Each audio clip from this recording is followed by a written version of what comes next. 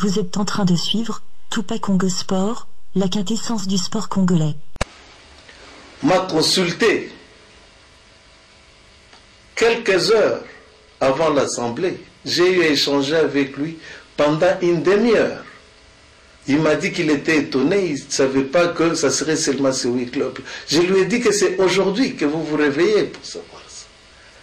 Quant à le voir faire cette déclaration-là, c'est vraiment malheureux. Il a été voir le président de la fédération et il a été édifié sur ce sujet-là. Okay. Je l'aurais su, j'allais vous apporter, déjà demain matin vous pouvez passer à nos bureaux, vous allez trouver cette instruction-là de la fédération. Ce n'est pas moi qui donne les instructions, moi je ne fais qu'appliquer les instructions. Des deux, c'est quand même étonnant, sur les 20 clubs, qu'ils soient les seuls à venir à cette assemblée-là. Où étaient les 20 autres? Ils étaient informés.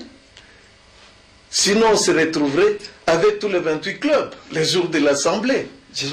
Est-ce que vous êtes sûr que toutes les équipes, soit tous les clubs étaient informés de ces instructions-là? S'ils n'étaient pas informés, ils se retrouveraient à l'Assemblée avec nous. Il n'y avait que lui qui s'est présenté. Même dans la salle où il a tenu cette conférence de presse, il n'y a que lui. Et puis, la voie de réclamation, il sait comment il faut procéder pour réclamer. Et on ne réclame pas les jours de l'Assemblée.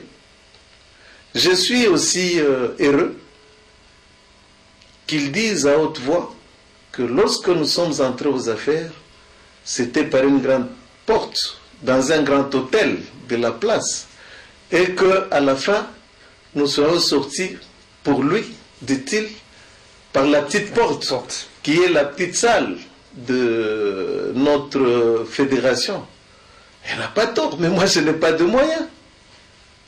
J'ai utilisé les moyens de bord que j'avais entre mes mains, il sait. Je n'ai pas beaucoup de moyens pouvant me permettre d'aller organiser une assemblée dans un grand hôtel de la place. J'ai utilisé la salle de réunion de la fédération. Je ne suis pas le premier. Les autres entités ont eu à organiser l'assemblée dans cette même salle. Quant à la légitimité ou à la légalité de ces assises-là, bon, il estime que, bon, ce rapport-là qui a été adopté par un petit nombre, tout ça, et que ce n'est pas légitime. Bon, moi, je suis étonné puisque nous avons tenu notre assemblée en présence de l'organe fêtier de notre football. La fédération était là. Le président de la fédération s'est retrouvé à Tunis puisque notre équipe était en déplacement. Mais il y avait le président Chimanga, le vice-président de la fédération Chimanga, il y avait le vice-président Massamba, il y avait le secrétaire général de la fédération. Donc, tout le monde était là. Tout le monde était là. Donc, dire que ça n'a pas de valeur, c'est pas légitime, bon, ça n'engage que lui. Et aussi, si j'avais un petit conseil à lui donner, vous savez, le football, c'est aussi le fair play. Il faut être très sportif. Nous sommes là pour encadrer la jeunesse et on ne peut pas engager, enfin, on ne peut pas encadrer la jeunesse en utilisant des gros mots, idiots, tout ça. Ça, dans le football, c'est contre-indiqué. Ce sont des terminologies qu'on n'accepte pas tellement. Tout ça, il faut être élégant. Même lorsqu'on n'est pas d'accord avec ce que font les autres, il faut une certaine élégance.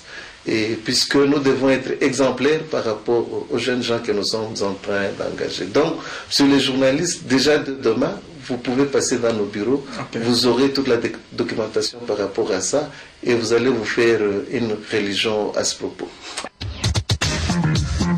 Le comité de gestion de la Ligue nationale de football a procédé à la publication du calendrier de la saison prochaine, donc 2017-2018, pour la 23e édition du championnat pour les 3 zones de développement. Pour la zone ouest, les combinaisons de la première journée, le vendredi 20 octobre au stade Tata Raphaël avec le Bakura Molungue, samedi 21 octobre, au stade des Martyrs, cette fois-ci, Shark 11, FC Nord Sport et FC Renaissance MK. Dimanche 22 octobre, au stade Tata Raphaël, RCK AS Dragon et dans le club Motema Pembe AC Rangers. Zone centre-sud, vendredi 20 octobre, au stade Chikisha, Sangabalende AC Dibumba, au stade Mazembe, Don Bosco, JS du groupe Bazano.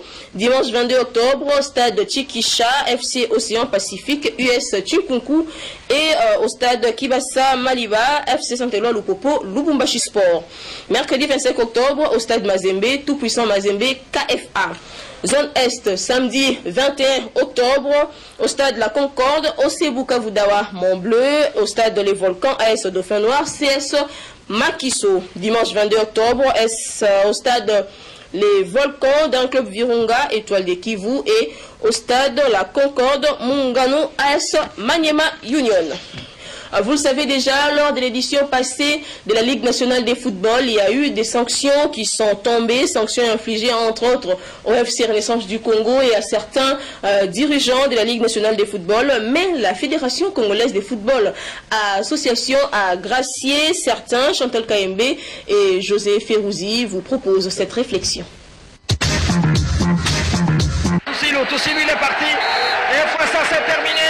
Ah oui, c'est terminé. Les amoureux de football sont surpris chacun de sa façon de voir la Fédération congolaise de football association distribuer les grâces en faveur de toute personne, physique ou morale, qu'elle avait sanctionné avec ou sans recours. C'est par exemple des joueurs de Athletic Club Rangers de Kinshasa qui s'étaient illustrés par la violence en tabassant l'arbitre du match qui les avait opposés au Football Club Arc-en-Ciel. 3 ans après, les 3 joueurs sont bénévolement graciés. Les arbitres, les dirigeants des clubs et des ligues, à l'instar du 3e vice-président Kikouni et du secrétaire national Condé de la Linafoot, ont eux aussi bénéficié de cette manne gratuite de la FECOFA.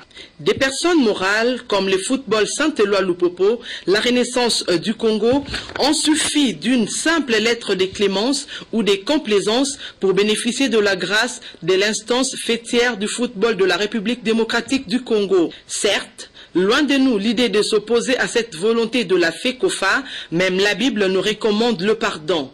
Mais que cachent ces grâces distribuées par la Fédération congolaise de football association? Mieux, quelles sont les vraies motivations? Les observateurs de cette mesure constatent qu'à la FECOFA, rien ne peut se décider sans la volonté de son président. Cela peut se justifier dans l'unité des commandements. Donc à la FECOFA, il n'y a pas de décision collégiale ou concertée. Alors tout est décidé par la tête, donc le président Constant Omari. D'autres encore estiment que ces mesures sont la conséquence de la campagne initiée par le président de la Fédération congolaise de football association, dénommée En route pour la Russie.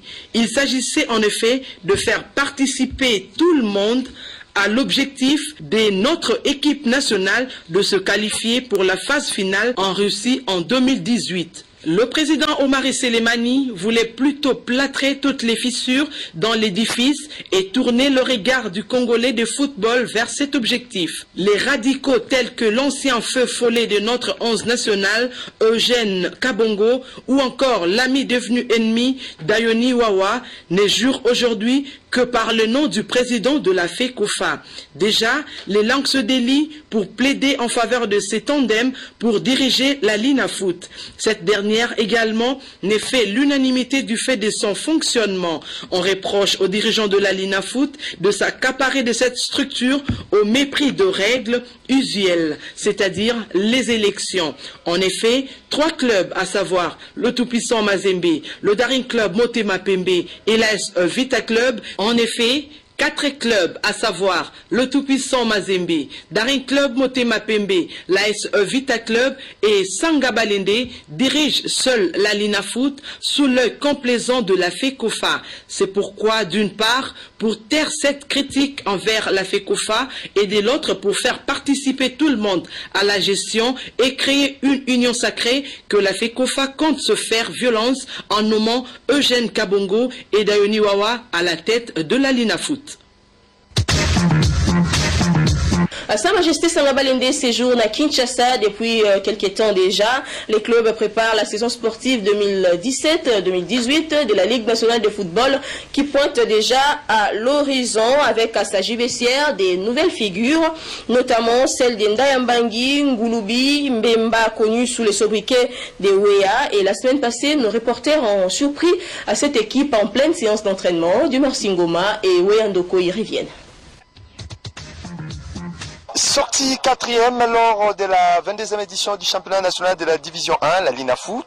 Les Sa Majesté Sanga Balende a revu à la hausse ses ambitions pour la prochaine saison, notamment la Ligue nationale de football et puis les championnats locaux de Mbuji-Mayi auxquels cette formation est engagée. Et bien pour ce faire, ces clubs s'attachent au service de quelques nouvelles figures aussi connues, notamment Ndayambangi, l'ancien de Vital Club qui est passé, notamment du côté du Gabon. Il y a Mbemba, connu plus sous les sobriquets de Wea, l'ancien Mbemba qui a évolué du côté de l'Est Vital Club la saison dernière. Il y a aussi Andy Bikoko et Ngulubi qui viennent fraîchement du dernier club Motema Pembe, sans oublier Chilembi qui a évolué du côté de l'Est Dragon la saison passée. Madame et messieurs, nous allons écouter à présent les différentes réactions, notamment celle du capitaine de cette formation de Sa Majesté Sanga Balende et puis de quelques nouvelles recrues. Bon, entraînement Tobandi, Tozana 2 semaines, Nabike semaine Zobanda, Tozokota la 3e semaine, Nabike Tosto travailler, Tozana Katia Usala physique.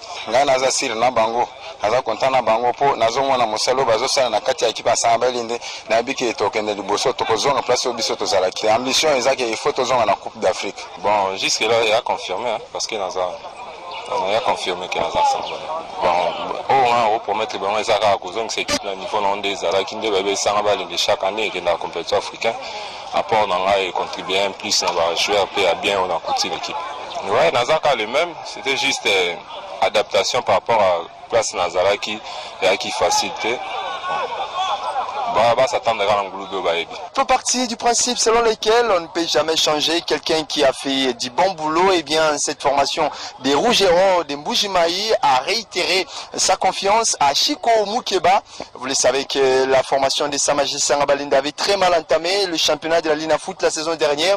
Mais c'était grâce à Chico Mukeba que cette formation est parvenue à se ressaisir lors de la phase retour.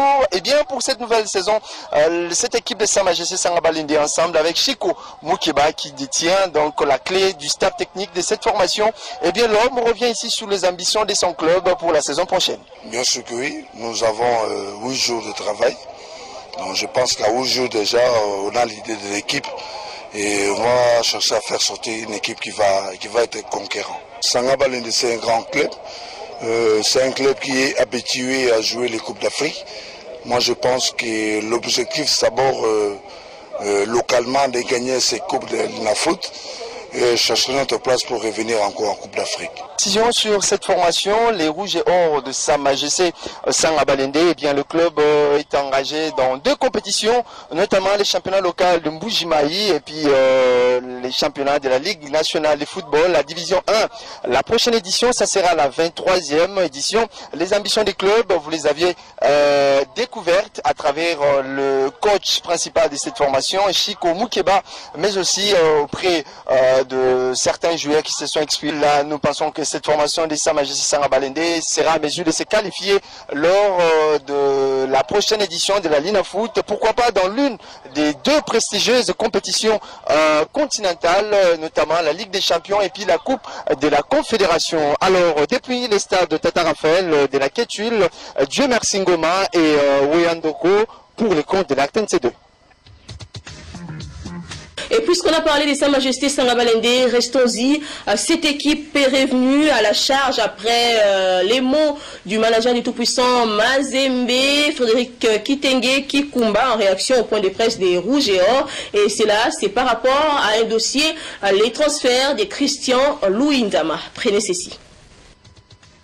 Les transferts définitifs en janvier dernier du défenseur congolais Christian Luyindama du tout-puissant Mazembe au Standard de Liège est à l'origine d'un conflit qui oppose Sa Majesté Sanga Balende au Corbeau Louchois. Les premiers à porter plainte auprès de la FIFA contre les seconds. La raison est le non-paiement par Mazembe de 40% sur la plus-value que détenait Sanga Balende en cas de revente du joueur. En effet, le tout-puissant Mazembe a acheté Christian Luyindama à Sanga Balende pour un montant de 120 000 $ américains. En croire les dirigeants des 100 et or de Mbujimayi, les deux clubs se seraient mis d'accord lors de la signature des transferts de l'ancien sociétaire du Grand Club Motema Pembe de 23 ans sur cette remise de 40% que Mazembe devrait remettre à Sanga Balende à chaque transfert du joueur. La réaction des Badiangwena n'a pas traîné. Frédéric Kitenge Kinkumba, manager du club, a réagi en donnant les détails sur la mutation de Luyindama du tout-puissant Mazembe à Standard de Liège.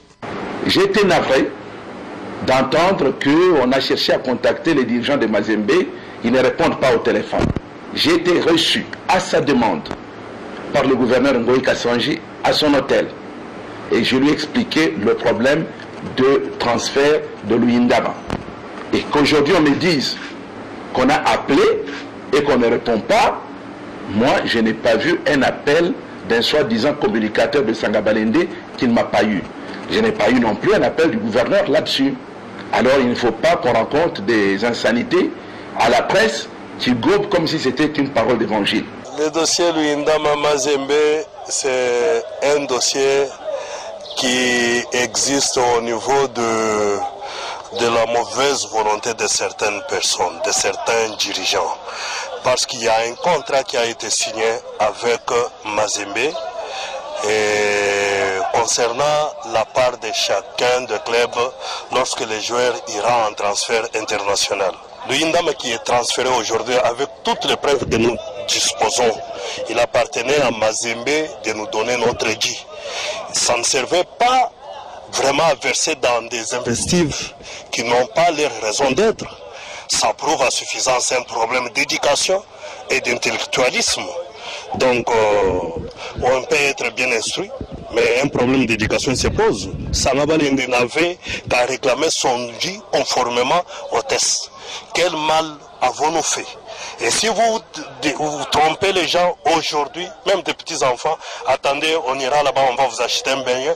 Demain, non, écoutez, je vais vous apporter un bonbon. L'enfant vous risquera de vous dire, mais papa, vous m'avez trompé les beignets hier, aujourd'hui, vous me promettez encore un bonbon. Voilà, c'est tout ce qui se passe. Le dossier est bien réel. Nous attendons d'abord Mazembe. Son dossier a été fixé au niveau de la fédération sur arbitrage. La fédération, depuis le 28, a écrit à Mazembe pour qu'il donne dans les 72 heures qui suivent les indications par rapport au dossier, ce qui n'a pas encore été fait. Et nous savons que nous attendons la dernière décision de la FECOFA et nous allons voir ce qui sera fait. Si jamais il n'y aura pas de réponse probante dans ces dossiers, ça ne finira pas là. Il y a les instances de football qui sont là et qui iront trancher. Les feuilletons est au premier épisode, la suite nous réserve des surprises. Les torchons brûlent entre les ministres des Sports Papi Nyango et l'entreprise Dispromalt. Sur la table, les dossiers sur les contrats d'affichage des panneaux publicitaires au stade des Martyrs. Pour plus d'éclairage, suivez cet élément. C'est un conflit qui oppose les stades des Martyrs à l'entreprise Dispromalt. En effet, l'actuel ministre des Sports, Papi Nyango, qualifie les contrats d'affichage Dispromalt Stade des Martyrs de pure escroquerie et les résulis d'autorité. Il s'est expliqué longuement devant la presse sur la nature de ces contrats, chiffres à l'appui. Pour le ministre des Sports, il s'agit d'un contrat léonin. À foutre à 30 000 dés. Dans le moment où le ministre, Mbongo Yazé pour foutre 14 000. Quand on a connu que le moins clair, je reçois un message, quelqu'un me dit non, ma prédécesseur n'a eu, je vois qu'à moi, ndambu ya mbongo du coulo, et puis, Monikaka, on va payer 18 000. 18 000. Le bel espace aux occupants.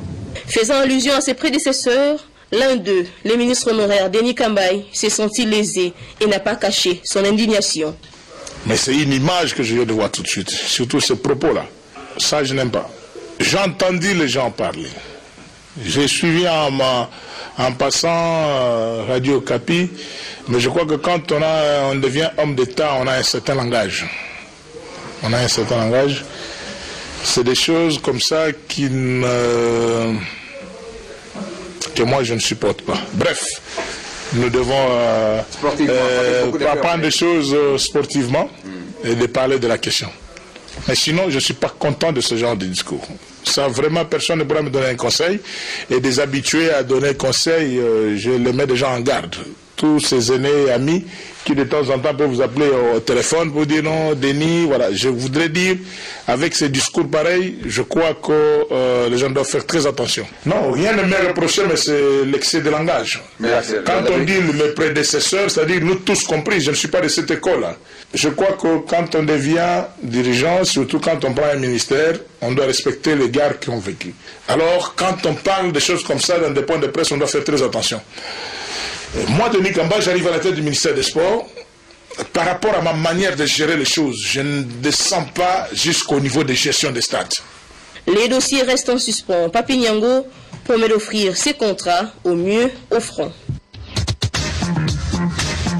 Entre-temps, la Confédération africaine de football, la CAF, cherche un nouveau pays hôte pour les prochains championnats d'Afrique des Nations, CHAN 2018. En effet, l'organisation de la compétition a été retirée au Kenya. Les détails, c'est tout de suite. Doxa Jikanji, lui aussi, qui reçoit sa médaille.